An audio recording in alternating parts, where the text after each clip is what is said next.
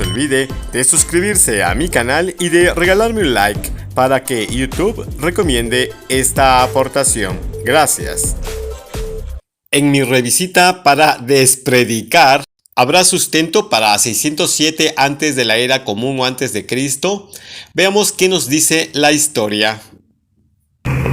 Aquí hayan evidencia de la conquista babilónica de Jerusalén en el Monte Sión.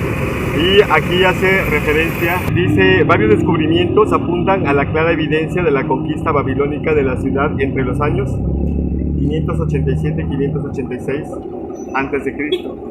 Algunos lo manejan. Estuve viendo porque dentro de esta información yo vi dentro de los testigos de Jehová, hay un libro que le comentaba, y se lo conoce seguramente, que es el libro, vamos a ver, aquí está. A veces se ve por el sol, ¿verdad? Sí. Mire, esta cronología aquí hace referencia a la fecha de que manejan el año 600, que se mueve. 607, ¿verdad? 607. Y, por ejemplo, dices, pero ¿por qué el año 607? Es lo que yo le preguntaba a mi hermano. ¿Por qué el año 607 se debe de tomar en cuenta? Y me dice, bueno, es lo que significa la organización. Le dije, pero a ver, digo, el año 607 realmente no tiene una fecha documentada en la historia. Si bien, aquí le voy a mostrar otra información. ¿Se acuerda que ese de Nat Geo? National Geographic. Lo malo que aquí no salió la liga. Pero National Geographic, por ejemplo, tiene ética profesional en cuestión, por ejemplo, de investigaciones. Y por otro lado, miren, esta enciclopedia es la que le comento acerca. Esta enciclopedia se llama la de Jacques Piregne. Esta está editada en el año de 1980. Esta enciclopedia, le voy a poner aquí el nombre, Jacques es Piregne, a ver si entiende mi letra, que como estoy al aire, de 1980. Esta enciclopedia es historia universal como tal. Y mire aquí un dato interesante. Aquí marca, por ejemplo, que parte del trayecto de de los acontecimientos de, ¿cómo se llama?, de lo que hizo Nabucodonosor, dice, por el contrario, iniciose inmediatamente la guerra contra Egipto para conquistar Siria. Puerta natural, dice, de Mesopotamia en el Mediterráneo.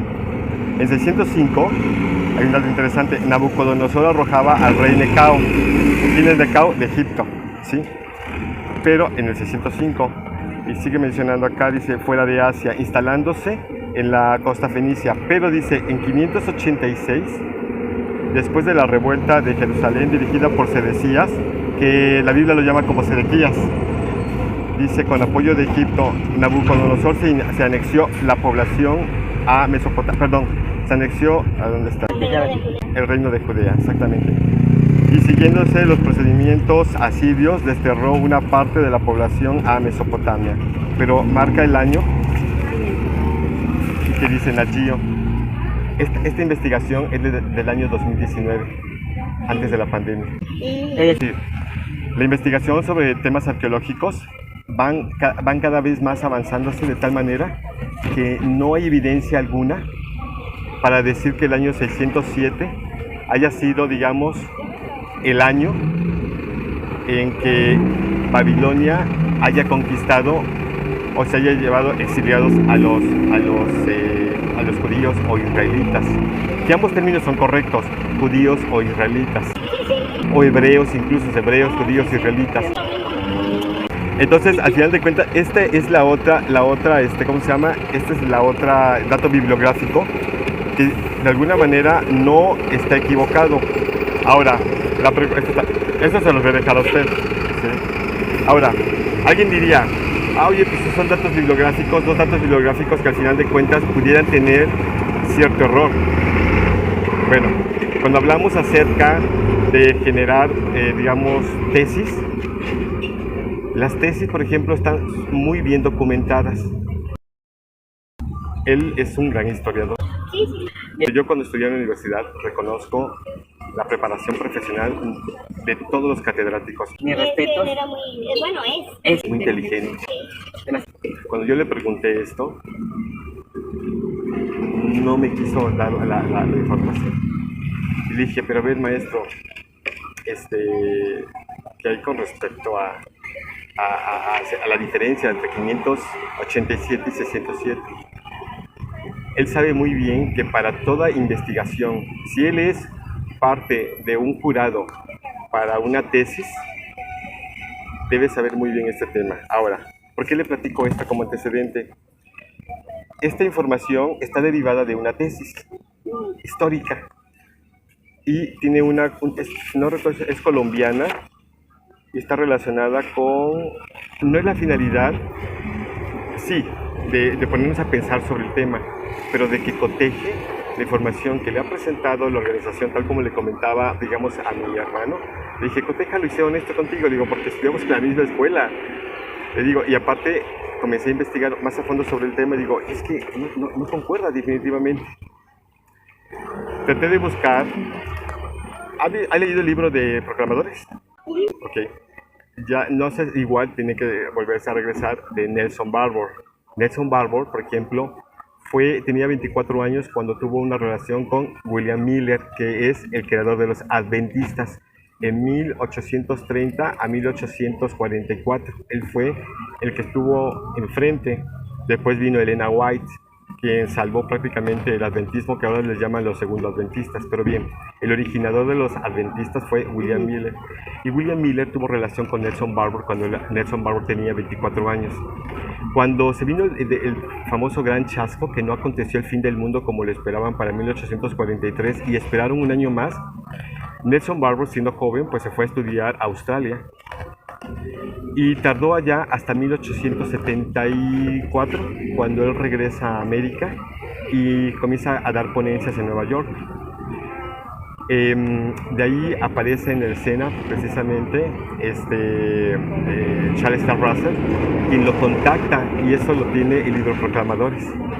Lo contacta para tratar acerca del tema de la segunda venida del Señor. Y entonces Nelson Barbour pensaba él que la aparición, el regreso, la segunda venida no sería física, sino sería espiritual. Entonces, ¿qué dijo Charles Taft Russell? Dice, yo también pensaba, ¿no? En un momento dado, pero él no había asegurado todas las cosas. Quien le transmite la idea de este cálculo sobre 607 fue Nelson Barbour. No fue una investigación propia de Charles Taft Russell, del fundador de los Testigos de Jehová. Bueno, es que realmente ellos se reunían y todos opinaban, o sea, todos investigaban y era como una mesa, por decirlo así, ¿no? Exacto. O sea, bueno, realmente nuestro dirigente, bueno, es el que empezó a investigar junto con otros. Sí, seríamos fundador porque fue... Sí, por decirlo así, ¿no? Inclusive utilizó hasta su dinero, ¿no? Exacto. Para poder, precisamente, investigar. No sé si recuerda, me voy a meter en un punto así como un paréntesis, no sé si recuerda que en 1874 se generó la primera corporación, la Watchtower. Pero la pregunta es, ¿cómo se impulsó? Según hay una historia ahí que dicen, bueno, que él y su papá, de Charles Taft Russell, con su papá, ¿cómo se llamaba su papá? Joseph, algo así, no recuerdo. Pero él fue la herencia que su papá le dejó en una tienda. Exacto, que las vendieron y de ahí tuvo dinero.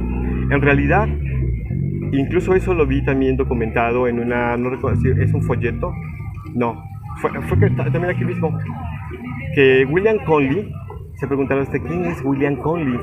William Conley, así como suena, aquí se lo voy a poner, William Conley, así se escribe, fue el primer benefactor subsidiario para el corporativo de la Watchtower. Alguien me dice, es que eso lo pueden tomar a mal. No, le fue conveniente a Charles Taft Russell. ¿Por qué? Porque había dinero de por medio. William Conley, incluso, ¿quiénes son los Conley en Estados Unidos que actualmente existen? Ellos tienen inversiones hoy actualmente en la bolsa de valores de Nueva York. Pero en aquel tiempo él se dedicaba, junto con su padre, a la industria de la metalurgia del acero. Era un gran benefactor, no tan solo para en aquel tiempo que eran los estudiantes de la Biblia, estudiantes internacionales de la Biblia. Para Charles Taft Russell, para ese tiempo, le fue conveniente prácticamente tener ese contacto con William Conley y que él fue el primer presidente de la corporación Watchtower. incluso era Science Watchtower. Las corporaciones se pueden modificar por actas constitutivas ante un corredor o un notario público. Y después él fue el segundo presidente de la sociedad Watchtower, que fue Charles D. Russell. Muere, no recuerdo cuándo muere, creo que fue a finales del siglo antepasado, del siglo XIX, por un tema de neumonía muere William Cowley. Pero él era benefactor no tan solo de los estudiantes internacionales, sino también de otras asociaciones religiosas. Un tema interesante, ¿eh? Ahora, esto está basado en una tesis que para hacer una compartición, por ejemplo, México, Colombia, Chile, Argentina actualmente, comparten información académica con España. Y esta tesis lo convierten como un estudio para revistas universitarias. Dice exilio y la diáspora. ¿Sí sabe qué es la diáspora? Ok, interesante. ¿Qué es la diáspora? La diáspora se refiere, por ejemplo, al exilio que siempre tuvieron los judíos, por ejemplo, cuando fue el dominio del imperio medo-persa. Primero fue Babilonia, después Medo-Persa. Cuando los judíos pudieron huir, así como lo que pasó en el 70, eso se le llama diáspora. Es a la huida y dispersión de los judíos hacia otras tierras. Actualmente, por ejemplo, hoy día los judíos están esparcidos por toda la tierra. Hay en Sudamérica, en el centro, aquí en México hay colonias incluso de judíos. Sí, en su momento porque él era el pueblo escogido. O sea, hablando espiritualmente, era el pueblo escogido, ¿no? Pero si todo eso les pasó a ellos, fue precisamente por desobedientes. Porque Jehová siempre les advirtió por medio de los profetas, por eso los profetas traducían todas esas profecías. Porque él les advertía, si no sé, Jeremías, Isaías, Daniel, Ezequiel, ¿cuánto no? Joel, que les decían. ¿Por qué? Porque adoraban a dioses falsos, no que realmente se trata de todo lo que vemos. Y entonces, ¿qué sucede? Pues por eso les ha pasado todo eso toda la vida.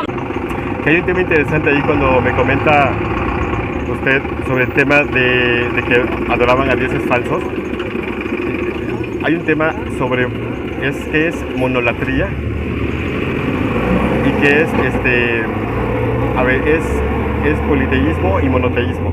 Una cosa es monoteísmo y la otra es monolatría, ¿sabía? No, de eso sí no sabía. Monoteísta sí sabía que es solamente un solo Dios, ¿no? Politeístas que adoran a muchos.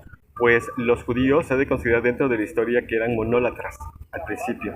Y se preguntará usted, ¿cómo? ¿Qué es monolatría? ¿Qué es monólatra? Es la adoración, sí, de un solo Dios, pero en secciones. ¿Cómo llamarlo? Como dicen las fiestas patronales actualmente, dicen, el barrio fulano de tal, dicen, ¿no?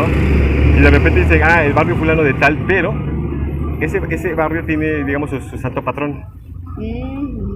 Y de repente, por ejemplo, el catolicismo es monólatra. Ajá, sí, que cada quien tiene su... el barrio de aquí, fulano, tiene su santo patrono, ¿no? Y aquel barrio tiene su santo patrono. Es algo muy normal no verlo hoy. Esto se llama monolatría, que pese a que está conformado, por ejemplo, todos dentro de de una misma sociedad, que pudiera parecer aparentemente que tengan la misma forma de adoración o de religión, por llamarlo de alguna manera, cada uno tiene su santo patrono y créeme, eso se le llama monolatría. Bueno, pero en aquel tiempo no debería de haber sido ni así. ¿Ha escuchado hablar, se acuerda, de que incluso los judíos adoraron a Astarte y también a Baal? Sí, pues no, por eso le estoy diciendo, porque por ejemplo Baal eran los cananeos, el dios de los cananeos. Exacto. Por eso precisamente, por eso Jehová les había estipulado en los mandamientos que en Levítico, en Deuteronomio están los mandamientos. No es Astarte, perdón, Astoret, disculpe, ya estoy cambiando el nombre. Sí. Que precisamente tenían que quitar todo eso, tenían que destruirlo, o sea, si usted lee en la Biblia, por ejemplo, Ezequiel, o sea, que tenían que destruir a los ídolos, porque sí, como dice usted, tenían aquí un ídolo, o sea, y dentro de los reyes hubo muchos que fueron adoradores de ídolos, hasta el mismo Salomón. porque al tener mujeres de otro lugar, lo orillaron precisamente después a adorar a dioses falsos, ¿no? Sí. Entonces, pero eso no quiere decir que Jehová estuviera de acuerdo, él siempre les estuvo advirtiendo, pero precisamente debido a eso, por eso les pasó todo eso. Por eso es que toda la vida, a pesar de que Jehová les señalaba, por ejemplo, fíjense, tan solo cuando estuvieron en el desierto, cuando cruzaron el Mar Rojo, qué impresionante de haber sido eso. Es impresionantísimo. El que haya dividido el mar y que en las noches los alumbrara y en el día con una nube, no los taparon. Y todavía pasaron ahí y después se rebelaron y hicieron el becerro, por ejemplo, Sí. viendo lo que Jehová había hecho. Exacto. ¿Sí me entiende? Entonces, ¿por qué? Porque ya entonces ya era una nación mixta. Porque muchos egipcios también se fueron con ellos, algunos egipcios de otras naciones. Sí. Ya era entonces como ya era una nación mixta,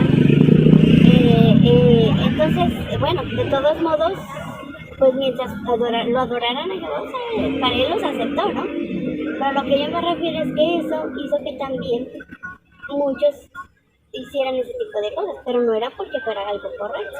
Aunque realmente el tema de la monolatría, digamos, de Israel se dio más fuertemente, digamos, en la ocupación de Canaán. Porque hay que recordar, por ejemplo, que hoy puede existir los denominados sincretismos. ¿Has escuchado hablar de los sincretismos? No, ok. ¿Qué es un sincretismo? El sincretismo es, por ejemplo, tan sencillo, nuestra historia, por ejemplo, en México. La historia prehispánica, por ejemplo, tenía una forma de adoración, toda la cultura que lo conforma. Pero cuando llegan los españoles, se genera un sincretismo. Se preguntan usted, ¿a qué se refiere como sincretismo? Bueno, cuando viene y dan a conocer la Biblia aquí, por ejemplo, en toda esta zona, digamos en todo lo que es, ¿cómo se llama? Mesoamérica, incluso hacia lo que es el sur de América. Sí, que vinieron a conquistar, ¿no? Ajá, en todo aspecto, hasta inclusive en la religión, ¿no? Exacto. Vinieron a meterla. Sí. Sí, Esto, por ejemplo, incluso Día de Muertos. cristianismo. El Día de Muertos, por ejemplo, hay un sincretismo. Temas prehispánicos junto con lo que es el catolicismo, exactamente. Entonces, ese se le llama sincretismo, es la combinación de dos creencias y que se conjuntan y que se hacen por excelencia, digamos, una creencia ya por el resto del tiempo. Ese es sincretismo. Entonces, por ejemplo, lo que sí se puede notar es que había una pugna dentro de las creencias y de ideología, por ejemplo, de los judíos en relación a las culturas que había alrededor, generándose los sincretismos. Es por eso que recaían en la tal monolatría. Pero es como, fíjense, si lo ponemos a nuestra época, es como ahora. Por ejemplo, ahora, ¿qué sucede? Nosotros creemos que Jehová es el creador de todo lo que vemos. Jesucristo es su hijo, ¿no? Son dos personas totalmente diferentes, totalmente. Porque Jesús es su hijo, ¿no? ¿Y a quién tenemos que adorar? Porque Jehová dijo en la Biblia que el único mediador entre el hombre y él es Jesús. Por eso vino con nosotros. Y pasa lo mismo ahora. No por el hecho de que, por ejemplo, yo conozco, yo sé, católica, hay muchas religiones, ¿no? Y cada quien tiene su forma de adoración. Y sí es cierto lo que usted dice, acá creen en un santo, allá creen en otros creen hasta en la muerte, otros creen hasta no sé en quién, hasta en el diablo, en Belcebú, pues usted sabe, ¿no? Pero es lo mismo, ¿no? Bueno, es lo que usted dice, en aquella época era lo mismo. O sea, ¿por qué? Si tú sabes, si tu fe, o sea, si tú te estás dando cuenta de lo que Jehová ha hecho, sus leyes y todo lo que es correcto, porque en aquel tiempo ellos lo veían, y mismo Moisés hablaba con él, ¿no? Bueno, era un ángel, ¿no? O muchos profetas, etcétera. A lo que yo me refiero es que ellos sabían quién era, quién realmente era Jehová, como ahora. ¿Por qué tener a otro? ¿Por qué tener a otro si yo sé que eso no es cierto? Que esos santos, o sea, ellos los veneran y los respetamos, ¿no? Al fin de cuentas, cada quien sabrá por qué. A veces es por herencia, porque mi abuelita, mucha gente así personalmente me lo dijo la señora. Mire, yo creo en esto porque a mí me lo enseñaron, ¿no? Pero no investigan. Exacto, el punto es la investigación, ser autodidactas y entonces recaer en el tema de que a ver, esto no me convence. O... En nunca me lo he cuestionado. Y fíjense, en aquel tiempo Jehová les demostró a ellos quién era el Dios verdadero. Porque cuando los sacó de Egipto, demostró con las plagas quién era el Dios verdadero. No hubiera podido haber hecho más hasta terminar la tierra si quería. Claro. Y poderla volverla a hacer. Pero Él no actúa de esa manera. ¿Por qué? Porque es un Dios amoroso y quiere que precisamente se demuestre que realmente Él es el Dios Todopoderoso y que siempre, toda la vida nos ha engañado es el diablo. ¿Por qué? Porque Satanás, a Él no le importa Satanás a quién nos adoremos, o qué pensemos, o qué hagamos con nuestra vida, no le importa. Mientras estemos alejados de Jehová, mire, Él es feliz. Él es feliz, a Él no le importa si adoras a la muerte. Yo conozco muchos que adoran a la muerte, Dios de la muerte, ¿no? Hay santas, ¿no? Otros que otra cosa, pero a lo que yo me refiero es eso, precisamente, porque se ha manchado tanto, precisamente, a lo largo de la historia y todo, precisamente, a quien realmente, que es lo más importante de la historia. Esos temas son muy interesantes y es bueno aprenderlos. O sea, por ejemplo, lo que usted me está comentando sobre 607, nosotros aquí tenemos nuestra referencia y hay muchos libros que hablan sobre el tema. Ahora, yo le comentaba algo a mi hermano. Dije, mira, hay un detalle, le digo, ¿por qué deberías tú de cuestionar e investigar? Me dijo algo, no sé si es oportuno comentarlo, pero me dijo algo que de alguna manera me dice, es que si cuestionamos e investigamos, entonces puede haber una llamada de atención. Le dije, no, tú tienes que investigar. ¿Nadie tiene por qué llamar la atención? Sí, digo, tú tienes que investigar, le dije, porque así como tú una vez te incitó a estudiar y cambiarte de religión, yo le llamo correctamente porque hay que utilizar los términos correctos. Digo, porque mira, tú eras católico, ¿sí? Apostataste. Me dice, no, yo no he apostatado. Dije, sí. Dije, porque el término apostasía, hay un tema que es súper interesante en esta parte. El tema de apostasía no se refiere al hecho, los testigos de Jehová lo consideran como, y lo digo con mucho respeto el tema, lo consideran como abandonar las verdades bíblicas o las verdades enseñadas a través del cuerpo gobernante, porque así me lo explica mi hermano. Dije, a ver, vamos a históricamente, a mí me gusta mucho la historia, históricamente vamos a hablar sobre el tema. Cuando se utilizó la palabra apostasía dentro de la Biblia, se utilizó bajo el contexto. No sé si le comentaba a usted sobre la palabra internet. Por ejemplo, la palabra internet fue dada a conocer en este siglo XXI. Pero ¿qué hubiera pasado si en los años de 1982 o 1983 nos hubieran hablado de internet? Le hubieran preguntado a usted, ¿ya había nacido usted? Todavía no, era una niña usted todavía en ese tiempo, 1982. Sí, tenía yo. Más o menos vamos ahí, por ahí. Ahí vamos. Estamos parejos. Ahora, si nos hubieran preguntado a nosotros, oye, préstame tu internet. ¿Qué? ¿Tu internet? ¿Qué es internet? No existía, no había una palabra de contexto. Sin embargo, si nos preguntan hoy, oye, préstame tu internet, pues sí, pues pásame una lanita, ¿no? Porque pues yo también lo pago, ¿no? Pero hoy conocemos la palabra como tal. Bien, ¿cuál es el punto aquí? De que cuando se utilizó Pablo o Pedro o quien haya escrito, incluso Juan, haya escrito acerca de la apostasía en el Nuevo Testamento, era porque la palabra en suma era conocida y tenía un significado, tenía un concepto. La palabra apostasía viene del griego, apostasis, que significa separarse del camino, simplemente, no de la verdad, es del camino. De tal manera que incluso hoy hasta los políticos que cambian, por así decirlo, de ideología política, porque están del PAN, se pasan al PRI, es un ejemplo, o están en el PRI, se pasan a Morena, o del Morena se pasan al PAN, apostatan, porque desde el punto de vista exigente, el concepto original es ese. Sí, es como si le dieran la espalda, ¿no? A su primera creencia, ¿no? Lo que primero creía. Qué bueno que lo razonó así, porque es a la primera creencia, o la creencia que tú tenías. Entonces, la palabra apostasía no está relacionada originalmente con algo específico, con religión, no.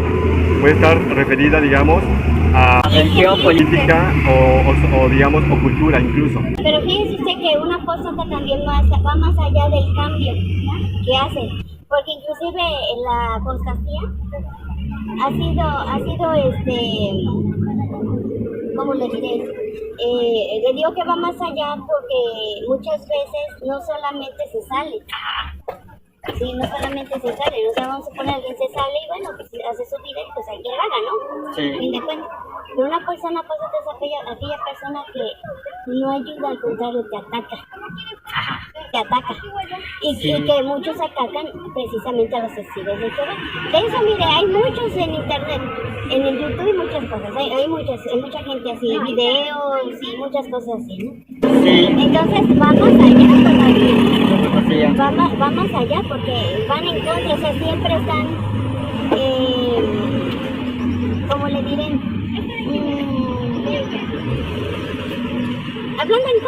Hablando en contra o mintiendo, porque he visto muchos videos, salió no hace mucho el video.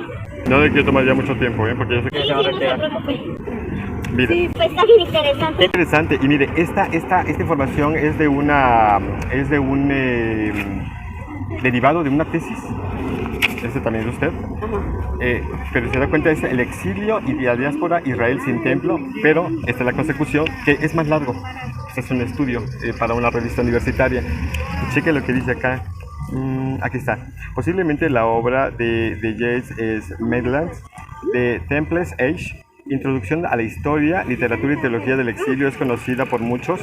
En el prólogo hace notar cómo la expresión sin templo le parece la que mejor define la experiencia que marcó un periodo muy concreto de la historia de Israel, el que medía entre el colapso de Jerusalén, 587. Está basado en una tesis documentada en historia. Dice, y la reconstrucción del templo alrededor del 515 antes de Cristo. Y dice aquí adelante, y se toma en serio las precauciones planteadas sobre la designación del periodo posterior al colapso de Jerusalén en 587 a.C. como el exilio. Se ha elegido sin templo, no porque salga fácilmente de la lengua, sino porque capturan un sentido. Bueno, y es que sí, la recuperación de Jerusalén nuevamente, sí, lógicamente fue después del 607. Cuando precisamente fueron otra vez a querer reconstruir Jerusalén, que fue Nehemías y... Ajá, que tuvieron que pasar unas décadas. Como 7 décadas para que se... Que estaban bajo ya Medo-Persia, porque se acuerda usted que fue el que conquistó a... Ciro. Fue Ciro, Sí. que conquistó. Sí. Y que precisamente esa profecía está bien interesante, ¿eh? Sí, exactamente. La de Ciro, ¿no? De cómo hasta dijo la Biblia que iba a ser 200 años antes y se ejecutó tal y como dijo la Biblia, Es ¿eh? correcto. Pero aquí la parte es que si vamos primero con Babilonia y después, bueno, fue el imperio medo-persa, aquí el tema es 537. Históricamente, y eso está documentado, esto tiene que pasar por una gran investigación y por aprobación de historiadores.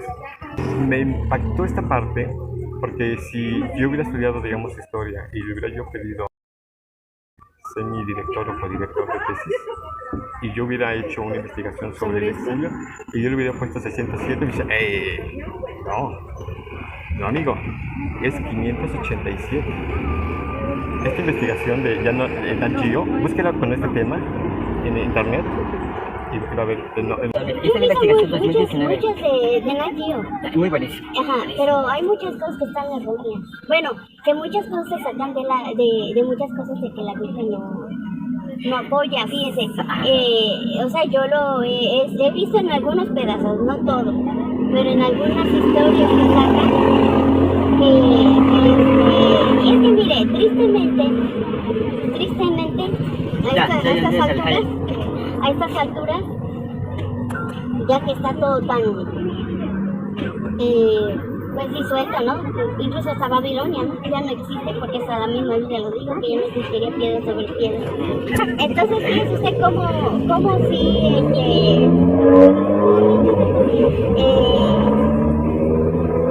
hay muchas discrepancias en ese aspecto. Sí. Aunque en algunas cosas sí, porque han hallado, le digo usted, uniformes, porque han dicho que a veces no existían ni esos nombres, ¿no? ¿Sabes qué es lo que pasa? Miren, ¿qué es lo que pasa? Que se le ha dado tanto la característica de infalibilidad a la Biblia, ¿sí? que en un momento dado nuestra mente comienza a bloquear la idea de que puede estar incorrecta la Biblia.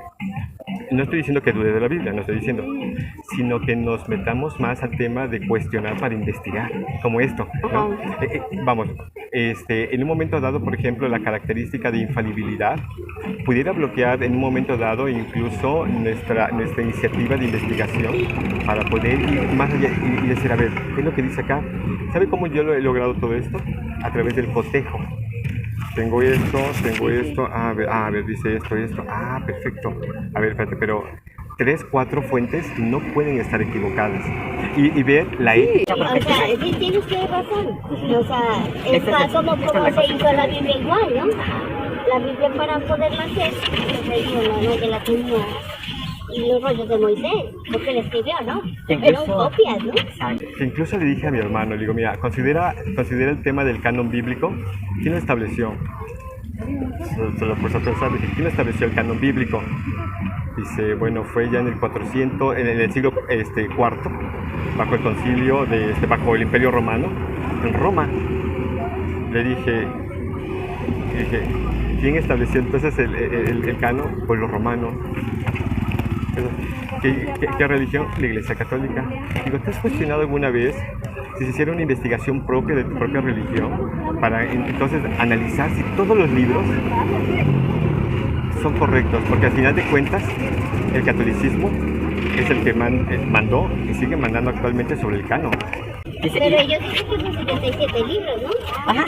Pero aún así, digamos, quitémosle los que le quitan, que son Apócrifos. los apócrifos, que al final de cuentas quedan, o los pseudocanónicos, como le llaman, o protocanónicos, que también le llaman, y queden los 66 libros que tienen, ¿verdad? ¿Ustedes? 66 libros, que son, si no me recuerdo, 39 del Antiguo Testamento o escrituras hebreo-arameas, y 27 de las griegas cristianas, así se les llaman, ¿verdad? Porque hay una Biblia que quiero pensar que es la que me decía, que viene exactamente con esos términos, hebreo-arameas y griegas cristianas. Alguna verdecita que así de siempre. Ya después la negrita salió de la Santa Biblia y ya la gris que tenemos, que es más reciente, traducción del Nuevo Mundo de las Escrituras, es la que nosotros usamos. Mi abuelita tenía la verde. Ah, mira. Y ahí fue cuando y yo pensaba que también la negra, y hay otra como de piel, algo así. Sí, de traducción del Nuevo Mundo, Exacto. Bien. Pues Esta es es la Consecución Ajá, de este estudio. Ajá. Ahora, esto es de proclamadores. También voy a sacarle, mire, rapidísimo ya, para que ya hace hambre y ya está fuerte el sol. Dice, a comienzos de los años 70 del siglo XIX, Charles T. Russell y sus colaboradores emprendieron un intenso estudio de la Biblia. Se les hizo patente que la cristiandad sabía que este tema, algún día me gustaría que lo platicáramos, este tema denominado cristiandad, ¿sí? Se había apartado mucho de las enseñanzas y prácticas del cristianismo primitivo. El hermano Russell no afirmó que él fuera el primero en discernir esto, y por eso reconoció francamente que estaba endeudado con otras personas por la ayuda que había recibido de ellas en los primeros años de su estudio en las Escrituras. Habló con aprecio de la buena labor que había efectuado varios movimientos durante la Reforma para que la luz o la verdad resplandecieran con un brillo mucho mayor. Y menciona precisamente a aquellos Jonas Wendell, George Texon, George Storrs y Nelson Barbour. La pregunta es, ¿quiénes son estos? Eran adventistas. Entonces, aquí... Sí, inclusive Russell creo que era adventista. Sí, Russell dentro de... Que lo vaya bonito. Hasta luego. Hasta luego. De hecho, Russell no, él era de la iglesia presbiteriana, porque también está... No, es decir, o sea, está como por ejemplo, las personas que se defendió tanto la Biblia. William Tyndale. ¿No? Que hasta murió por ella, ¿no? Sí. Hay otro que es el que empezó una reforma se me fue el nombre. Lutero. Lutero, también, ¿no? Lutero. O sea, hubo muchos hombres que investigaron y que precisamente ellos se dieron cuenta que muchas ideas que se daban en la iglesia no eran ciertas, ¿no? O sea, o sea, que el objetivo no es ese tampoco. Claro. Ay, sí, nosotros fuimos los primeros y, o sea, para hacernos hacer muy, o sea, lo mejor, ¿no? ¿Por qué no? Porque no es así. Pero sí investigar ayudó mucho a saberlo, ¿no? Por ejemplo, los cristianos primitivos que hacían, ellos se reunían y así investigaban. Sí, claro. Para un tema, ¿no? Para un tema. O sea, realmente la historia es tan fantástica. Es fascinante. Mire, aquí yo tenía aquí el video.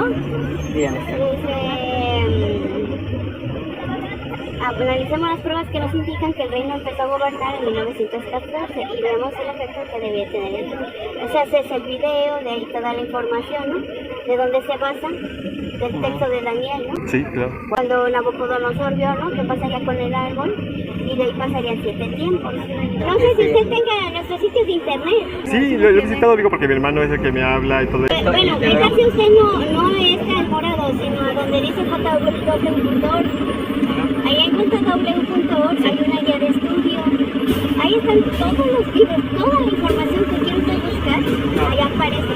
Una pregunta, para no tomarle más tiempo, ¿qué le parece esta información? Con esta gran diferencia de 587 a 607. Deben leerlo bien porque como que no le capté mucho, No, sí, investiguenlo bien. porque necesito leerlo, ¿verdad? No, obvio. ¿Y sabe qué? Busque la referencia, ponga el título en Google y lo va a llevar a la información. Me gustaría mucho que leyera parte, porque es un poco más extensa, el tema de la tesis. Bueno, es el estudio derivado de la tesis, pero hay información muy interesante que lo hace uno analizar. Y vuelvo a repetir, no lo quise mencionar tanto porque siempre guardo el tema de privacidad. Una persona inteligente con grandes aportaciones a la universidad y él no nos dejaría mentir sobre 587, porque realmente es real. Para un catedrático de tal magnitud, yo le diría de tal calibre, no incurriría, y lo digo con mucho respeto a su creencia, en el año 607 como un hecho real, porque él diría no, es 587. Pero me gustaría platicar de nuevo con usted. Ya ve, soy muy pacífico. Espero que esté bien. Hasta luego. Un gusto. Igualmente. Hasta luego. Hasta luego. Gracias.